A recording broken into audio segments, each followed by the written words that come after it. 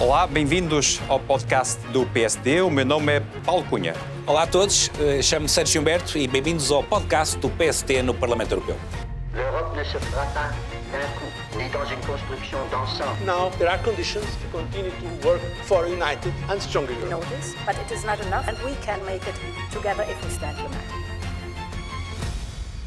Pois é, Sérgio, escolhemos o tema Economia Social de Mercado e há várias razões para que tivéssemos escolhido esse tema. Desde logo, por aquilo que fazemos aqui no Parlamento Europeu, tu na Comissão de Assuntos Sociais e Emprego e eu na Comissão da Indústria e Energia, mas há uma segunda razão não menos importante.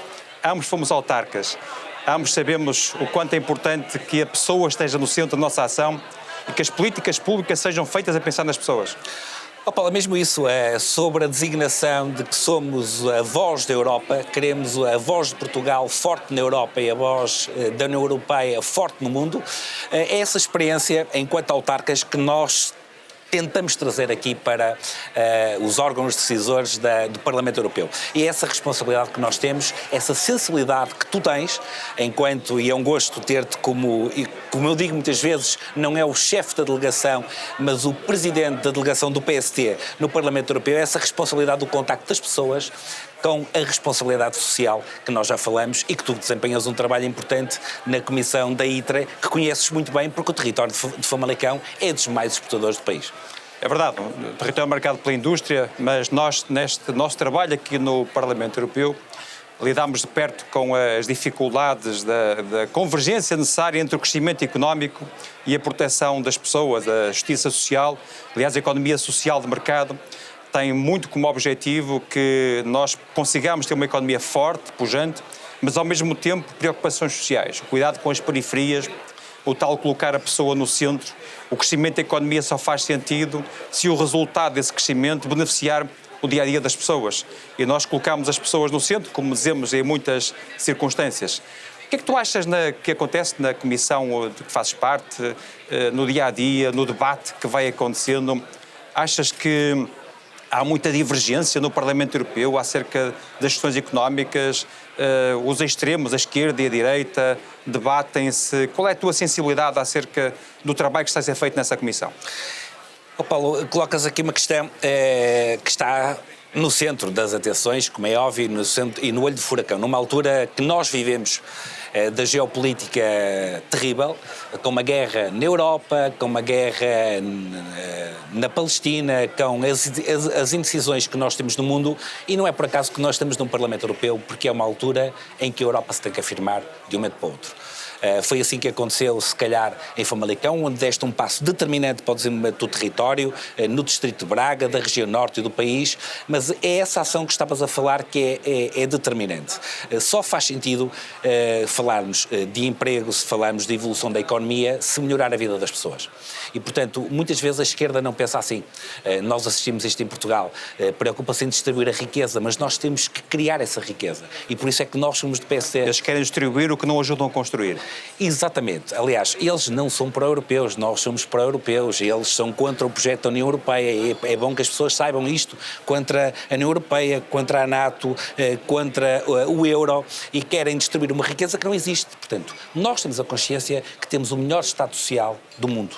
Isto não acontece nos Estados Unidos, não acontece na China, não acontece noutros territórios. E é isto que nós queremos fazer prevalecer. Mas já que fala da extrema-esquerda, e qual é a posição da extrema-direita também já agora sobre esta matéria? A extrema-esquerda, para aquilo que as pessoas sintam, eu sou daquela opinião que os extremos tocam-se.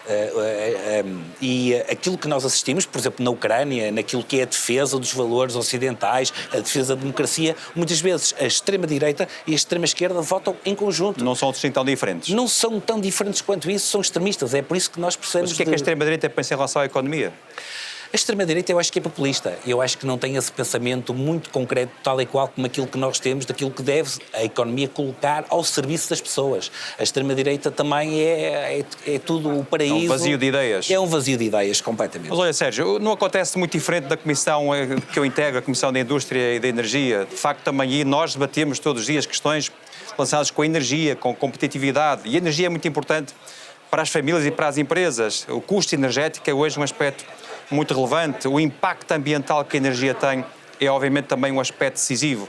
E nós aqui na ITRE estamos, nós, PSD, no contexto do Partido Popular Europeu, estamos a criar condições para que possamos ter energia mais amiga do ambiente, a energia mais segura, que sejamos mais autónomos energeticamente, menos dependentes do exterior, visto agora com a Rússia, com a guerra na Ucrânia, mas também se vê com os Estados Unidos. Quanto mais autónomos, melhor seremos e melhor estaremos em condições para que, do ponto de vista da nossa atividade económica, sejamos melhor sucedidos.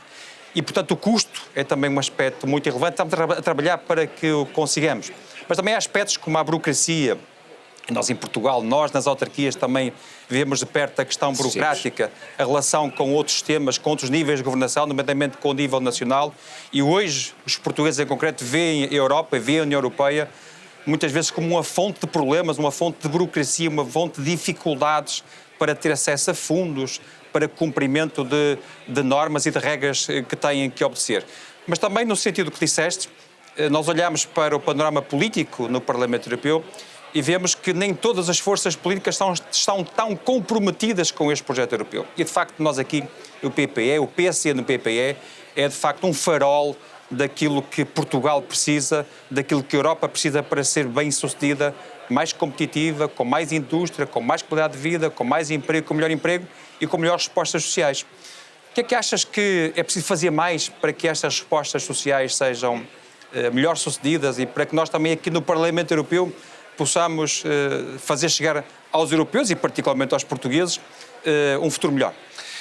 É isso, Paulo. Nós comprometemos de uma forma muito clara. É o primeiro mandato que cá estamos. Aliás, cerca de 50% dos deputados no Parlamento Europeu são novos, estão em primeiro mandato, tal e qual como nós, e a maioria dos deputados portugueses. E, portanto, temos essa responsabilidade de trazer uma nova energia para a Europa e a Europa se ter que afirmar nesse mundo. E é essa área social que nós temos que proteger e melhorar. Não faz sentido as pessoas terem emprego e ainda viver em índices de pobreza. É isso que o nosso Primeiro-Ministro também está a fazer em Portugal e a colocar Portugal não na cauda da Europa, mas ser pioneiro em muitas dessas situações. Nós temos que ter a consciência de que nós, integrando um projeto da União Europeia, é fundamental para os portugueses.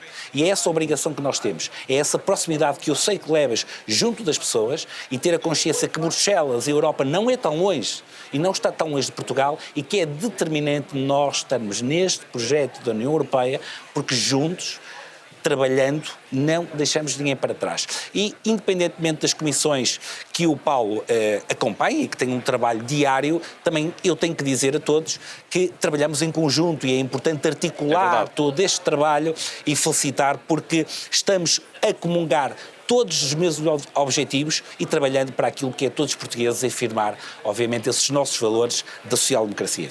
Pois, e falaste no projeto comunitário. É um aspecto que nos une. Obviamente estamos cá todos pelo projeto comunitário e eventualmente uns mais do que outros, nós muito focados no sucesso do mesmo projeto. De certeza. Mas quero dizer-te que uma das dimensões que nós também, a que nós prestamos muita atenção é a dimensão da qualificação dos recursos. Nós temos sentido que a União Europeia não tem sido capaz para reter os recursos qualificados que forma. Nós temos uma grande capacidade de formação de recursos. As nossas universidades em Portugal e na Europa formam e são universidades com as melhores qualificações e conseguem, por isso, que aqueles que por lá passam sejam melhores sucedidos do ponto de vista das suas competências. Mas depois era importante que essas e esses que se formam no contexto europeu ficassem no contexto europeu para que fossem bem-sucedidos e não fossem para os Estados Unidos, ou já agora como vão para a China. E é preciso, por isso, retirar esse talento. Nós também temos apostado muito, nós, europeus, temos apostado muito nesta matéria. E já agora, falar em talento, falar em retenção, há dias li um artigo teu sobre questões demográficas, sobre envelhecimento da população. Que preocupações é que tu tens e que ferramentas é que nós podemos usar para vencer essas preocupações? São imensas e isto bate com aquilo que os temas que trabalhas diariamente. Nós temos que voltar a reindustrializar o nosso país, mas principalmente a União Europeia, porque durante anos andamos a desviar a nossa indústria e, obviamente, a perder esses recursos. Falamos em Portugal que muitas vezes perdemos os recursos humanos com boa formação para outros países, mas é isso que nós batemos aqui na Europa, que é cativar aquilo que é os cérebros e aquilo que é essa formação. E, obviamente, a democracia é um problema que nós temos e temos que o trabalhar antecipadamente. Não o trabalhamos em Portugal, porque isto tem que ser planeado, e não trabalhamos na União Europeia. Nós temos que rapidamente tomar decisões e medidas para não termos um problema de demografia. E que é uma coisa diferente de outras que as pessoas falam. Porque essas políticas têm que se tomar agora. Um político, e o Paulo faz isto diariamente, eu acompanho e obviamente tivemos esse gosto de partilhar enquanto autarcas durante 8 anos e de trabalhar em conjunto, não nos fechar no meio do castelo. As decisões são tomadas hoje para provocarem efeitos dentro de 5, 6, 10 anos. E é isso que um político deve fazer. E na demografia nós temos que olhar rapidamente para isso, olhar para esse problema, porque nós não queremos uma Europa envelhecida, bem pelo contrário, queremos uma Europa a liderar aquilo que são os aspectos fundamentais para as pessoas terem uma boa qualidade de vida. Só para dar uma nota, acrescentando ao que estás a referir, um aspecto importante é, obviamente, a previsibilidade. E falar em previsibilidade significa a nossa capacidade de antecipar o futuro. Eu acho que os portugueses e os europeus, em geral, precisam de perceber qual é o rumo da Europa. Para onde é que a Europa caminha? Que Europa é que teremos daqui por 5 ou 10 anos? Porque quando um jovem faz um plano de vida, quando um jovem termina o seu percurso de formação, a sua licenciatura, um grau que seja após essa mesma licenciatura, ele quer perceber em que território pode lançar a sua semente, onde é que pode apostar as suas fichas, onde é que pode fazer o seu investimento de vida para que o seu futuro seja bem sucedido. E, infelizmente, olhando para o passado recente, a Europa talvez não tenha sido esse espaço de previsibilidade, de segurança, de capacidade de antecipação daquilo que vai ser esta Europa daqui por 10 ou 20 anos. Tu achas que o que estamos a fazer hoje na Europa, o que tem acontecido na comissão que tu integras, a percepção que tens acerca do que a Europa tem feito, dá garantias de que estamos a mudar para melhor, dando mais do que garantias daquilo que somos hoje, dando expectativas daquilo que podemos ter amanhã?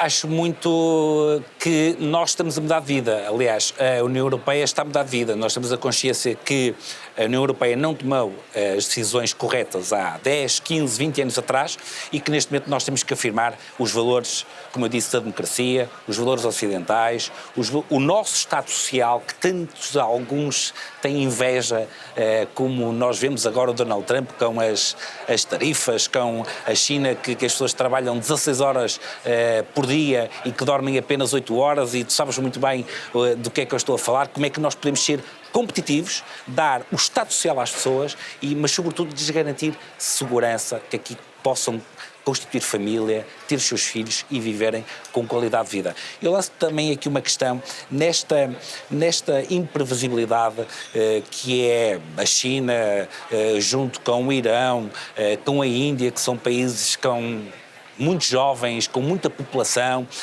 O que é que podem contrariar relativamente àquilo que é o projeto europeu de nos afirmarmos e aquilo que são as tarifas dos Estados Unidos? Como é que nós podemos conjugar isto e o que é que isto mexe com a vida dos portugueses e dos europeus?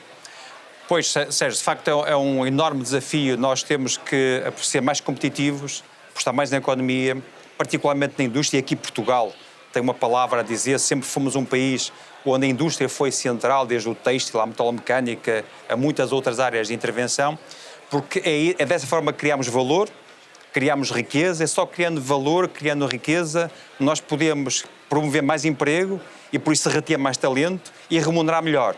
E é de melhor remuneração que falamos, talvez para terminarmos esta nossa conversa, que é a nossa primeira conversa, o segundo podcast do PSD no Parlamento Europeu.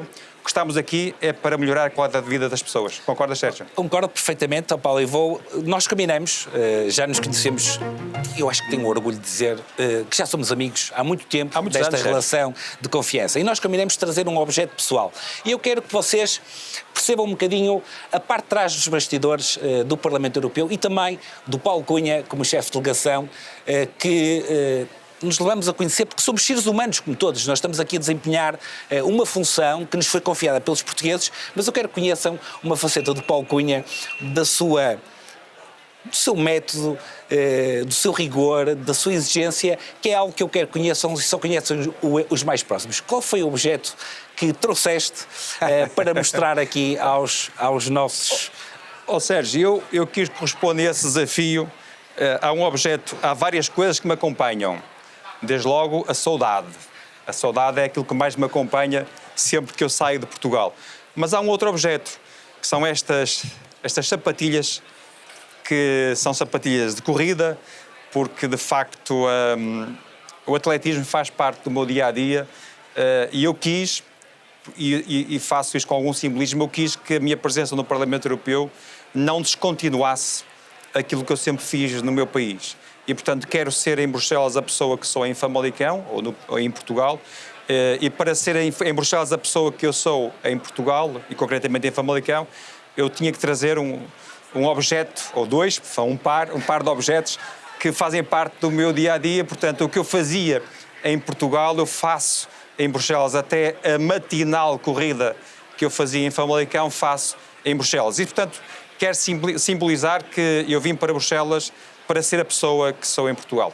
E já agora tu, Sérgio, o que é que nos queres presentear, o que é que nos queres apresentar hoje como simbolizando aquilo que tu és aqui em Bruxelas? Olha, meu caro amigo, antes mais de mostrar o meu objeto, dizer que o Paulo, aquilo que fazia em Portugal, que é correr... Não te serve, emprestava-te.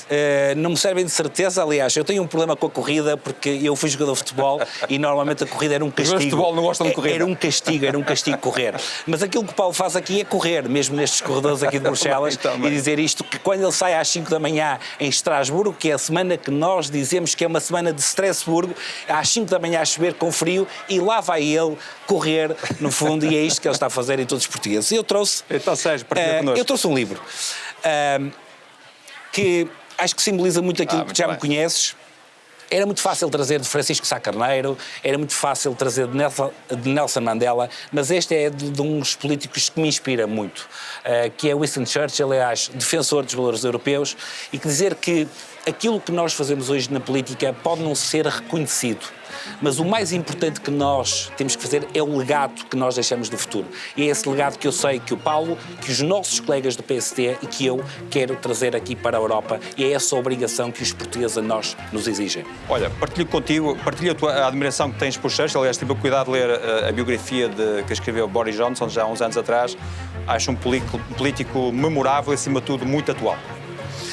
Muito bem, estamos no podcast do PST, siga-nos nas nossas redes e foi um gosto partilhar contigo este momento, Paulo. Foi um gosto enorme, Sérgio.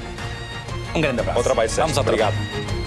L'Europe ne se fera pas d'un coup, ni dans une construction d'ensemble. Now there are conditions to continue to work for a united and stronger We Europe. know this, but it is not enough, and we can make it together if we stand united.